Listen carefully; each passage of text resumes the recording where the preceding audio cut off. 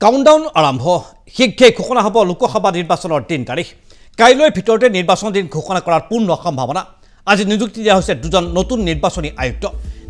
আয়ুক্তৰ ৰূপে নিযুক্তি প্ৰদান কৰা হৈছে পাঞ্জাবৰ সুখবীৰ সিং চান্দু আৰু আনজন নিৰ্বাচনী আয়ুক্ত হৈছে জ্ঞানেশ কুমাৰ প্ৰধানমন্ত্ৰীৰ অধ্যক্ষতাত গঠিত পেনেলে দিলে এই বিশেষ নিযুক্তি আকস্মিকভাৱে পদত্যাগ কৰিছিল নিৰ্বাচনী আয়ুক্ত অৰুণ গোয়েলে 14 ফেব্ৰুৱাৰীত অৱসৰ গ্ৰহণ কৰিছিল আনজন আয়ুক্ত অনুপ চন্দ্ৰ পাণ্ডে নিৰ্বাচনৰ সূচী ঘোষণাৰ বাবে সাজু হৈছে নিৰ্বাচনী আয়োগ আৰু প্ৰতিখন ৰাজ্যত ইতিমধ্যে আৰম্ভ হৈছে তীব্ৰ পৰ্যালোচনা 11 এপ্ৰিলৰ পৰা 7টা পৰ্যায়ত সম্পন্ন হৈছিল ভোটগ্ৰহণ এবাৰ 7টা পৰ্যায়ত ভোটগ্ৰহণৰ সম্ভাৱনা